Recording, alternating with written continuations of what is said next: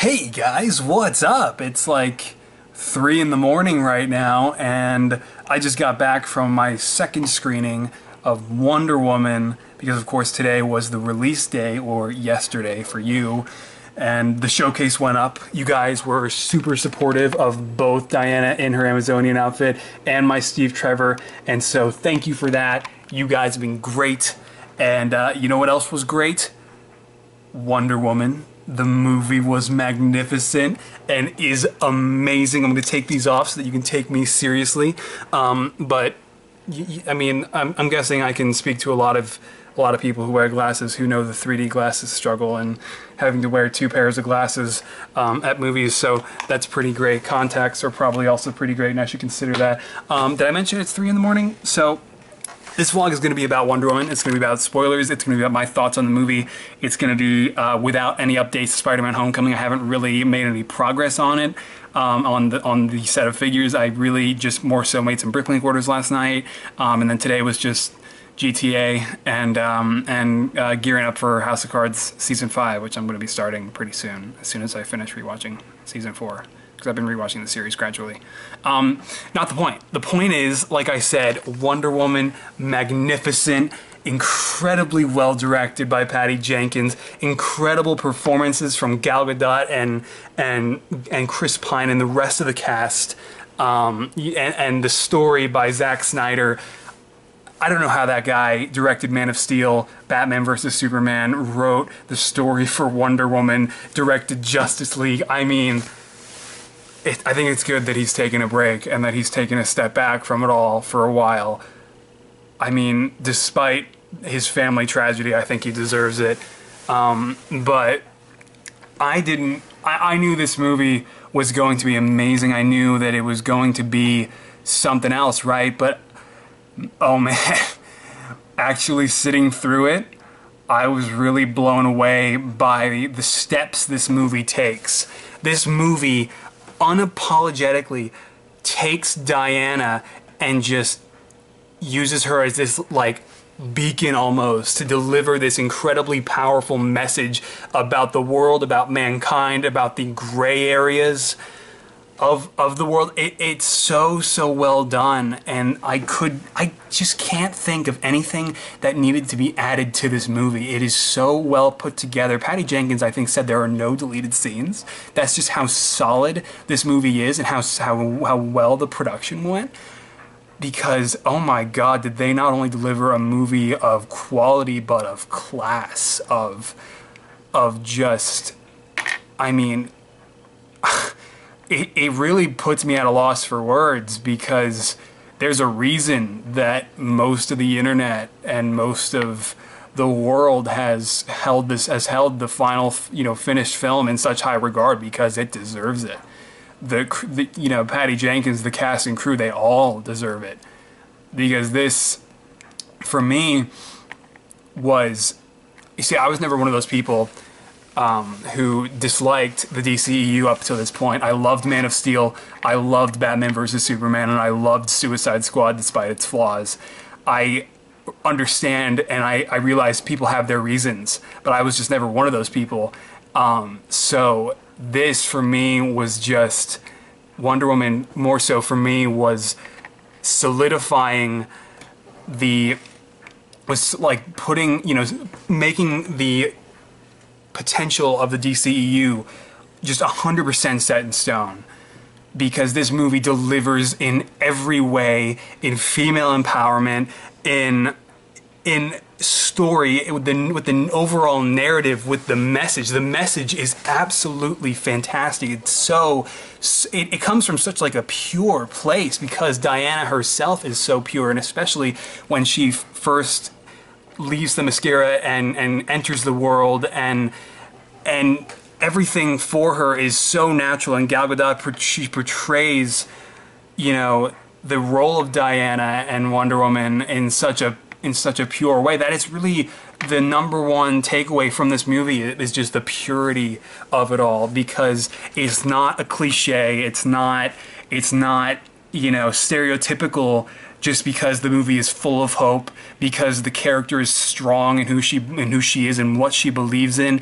It's the fact that she has an essence to her that no other character in recent comic book movie history that I can really pull from. Like, honestly, I don't think any movie, like as far back as maybe even The Dark Knight, had this kind of a soul to it.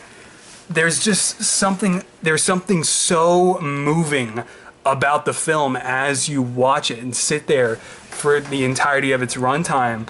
And so, as I said, the story is incredible, beginning with Themyscira and before Steve Trevor crashes. I love the introduction, the story that Hippolyta tells to Diana as a kid.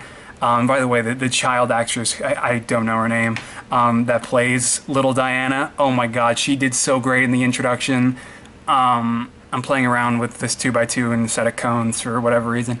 But the story, I loved how they tell the story of Zeus and Ares and that whole conflict, and it's like it all looks like concept art in a way, but beautifully done concept art. The illustrations in that sequence are amazing. And then Chris Pine crashes into Themyscira. I love how they show it's basically in another dimension through a force field, set there by Zeus. That was so fantastic. I mean, everything that these... I could sit here for half an hour and basically do a podcast of me just talking about everything in the movie, but one thing I really do want to address, though, one thing I want to talk about that I really appreciated was how natural the humor was. It came from such a natural place within the characters, and it didn't come from a place that didn't exist in the characters. You know, like for instance, in Guardians 2, there were some jokes in Guardians 2 that just didn't feel right for the movie. And Wonder Woman did not have that. That was not a problem here, because Wonder Woman and Diana is so new to the world, the rest of the world and mankind, that when she enters the streets of London, you know, it's the little things that they did. It's the conversation between Steve and Diana on the boat as they're sailing toward London about marriage. It's when Diana holds Steve's hand when they're walking and doesn't understand why they shouldn't, and when she sees a baby and just runs up. You know, it's all those things. And then when, especially one of the best sequences that I thought really wedged a fork in a lot of what I personally see in the world, is when she walks into the room full of generals. And again, spoilers, it's later revealed that all the men in that room are basically being influenced by Ares, who's sitting right there. And I love the Ares twist toward the end. My god, that was so cool. I honestly was not expecting that at all. I really thought Ludendorff was gonna be Ares. And I did as far back as last summer with the first trailer. But what I was saying, when she steps into the room and she confronts those generals after translating Dr. Poison's book, and she says, she says to that one general, you would knowingly sacrifice all those lives as if they are less than your own. And of course that's paraphrased, but that line was so great to me, because I hate in the world how really a lot of people will absent-mindedly list a number of people who maybe died or had something happen or were present for, just, I hate when a person or a life is just a picture or is just a number, or when people are just put into a digit.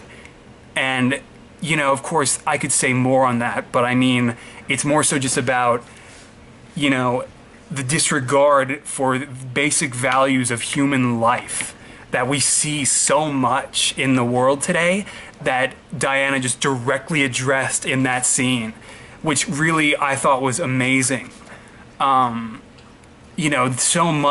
many of these scenes that were in the movie are amazing like that, and Diana delivers so many messages to the audience throughout the movie just like that. And so does Steve Trevor, because really Steve Trevor is like the version, is like, he's like the definitive, he has all the definitive qualities that you want to see in a man. And he's basically the guy who crashes on the shores of Themyscira is, you know, the guy that most of us would want to strive to be. And both of them really were just such symbols of absolute, you know, and I try not to get too philosophical here. I mean, I already kind of am.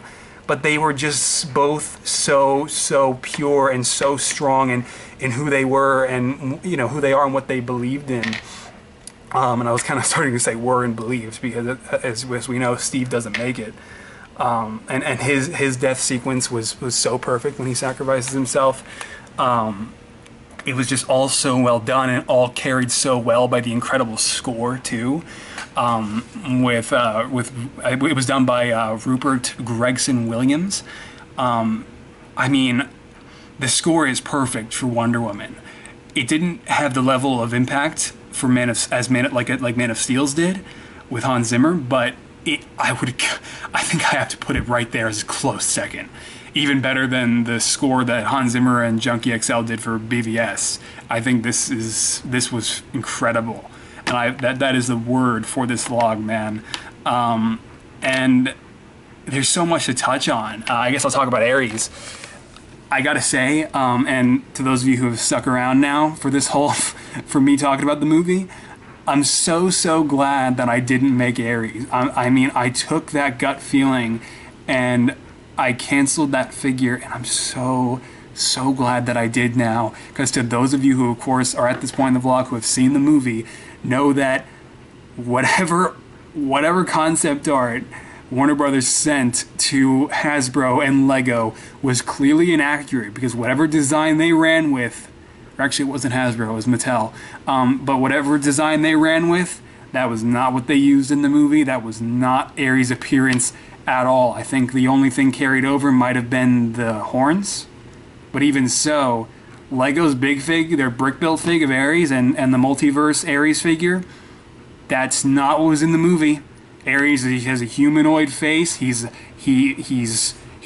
a, like I said, he's got a human face. His whole armor, like his whole armor set, he makes out of the nearby metal, and it doesn't have as much color. His helmet is not like bony as it almost looked. And I don't really even think his costume looked, you know, it didn't even look like that in the story of the war between Zeus and Ares. You know, I mean, it just, I'm glad I didn't make him at this point. I won't be either, by the way. I'm still not doing it. I'm still moving on to Spider-Man Homecoming and everything else that I said I would do. Because at this point, even if I wanted to make an Ares, I'd have to wait a while, because there's just no reference at all. So, yeah. And by the way, I love the Ares twist. You had a lot of parallels with Ares. You had a lot of parallels to the Devil Man. You had, I mean, Ares, he wasn't the bad guy. He wasn't the villain that they were going after. He wasn't Ludendorff like we've been led to believe ever since the first trailer. It was the guy standing right next to them, the guy who was helping them, the guy who was on a cane, because that's what the devil does, right? Is he disguises himself. He's your best friend. He's the one next to you, right? And they really took that and ran home with it in this movie. And he's going in through dimensions, you know, whispering into these people's ears and influencing them and to do these horrible things and continue the, you know, the heat of the war. And there's so much in this movie that was so expertly done. I was just so impressed the whole time. And in terms of like pacing, it's pretty slow up until the No Man's Land sequence and maybe even a little after, but it didn't matter for me at all because of how invested you feel because of the chemistry between Gal and Chris Pine and how perfect they set this movie in the period of World War I and how real all of it is and how real all of it feels.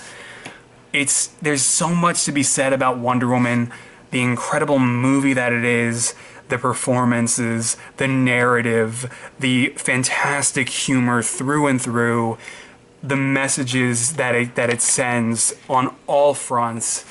This is just everything I was hoping this movie to be. It really was, and I gotta say, even after Guardians 2, I wasn't jumping into the theater as fast as I was again tonight, and I wasn't gonna be jumping into the theater as fast as I'm about to for your tonight, because I'm gonna take my dad to see it this time. Because this is just a movie that I think everyone needs to see, and something that everyone needs overall in general, because it really does, you know, open your eyes to a lot of things in the world. And I don't think obviously you need this movie for that to happen, but it definitely, there's something to be said for how well they tackle all of the movies, you know, all of its core beliefs, you know, like all of Diana's core beliefs and the messages that come through her as a result. So that's just really my overall very general summary, like my very general thoughts on Wonder Woman. I think I covered a lot of it, but oh my god, it's such an amazing film. And yeah, so like I said, this was just a vlog of me discussing Wonder Woman. And by the way, to conclude the video, I wanted to show you this that I just wrapped. I wrapped on this photo in Photoshop, and so of course this is going to be going up, probably might already be up at this point today. So when you're watching this vlog, it might already be up. But yeah, guys, I just wanted to sit down and sort of and talk about it a little bit. Because I thought it was worth talking about, because they just, you know, Warner Brothers and everybody involved, Patty, the cast and crew, did such an amazing, they've crafted such an amazing film here.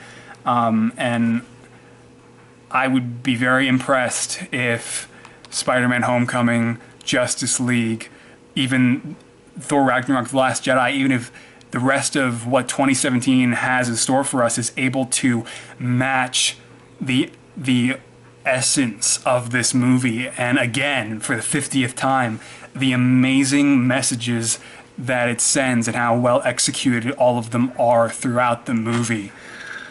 So yeah, that's it. I think that's all I wanted to say, and I think I'm going to end it there, because I got to start on Spider-Man Homecoming today, because again, this vlog not going up at 3 in the morning, obviously. And there's Coco down there. She's gonna be a year old, like, sorry, I'm getting distracted. Coco. She's not even a year old, but she will be a little later this year. She's only like 7 months. Little Coakley. Yeah, you guys are really seeing my pets a lot throughout these vlogs. Anyway, that's it. Wonder Woman, absolutely incredible. And I'll catch you guys later. All right, bye-bye.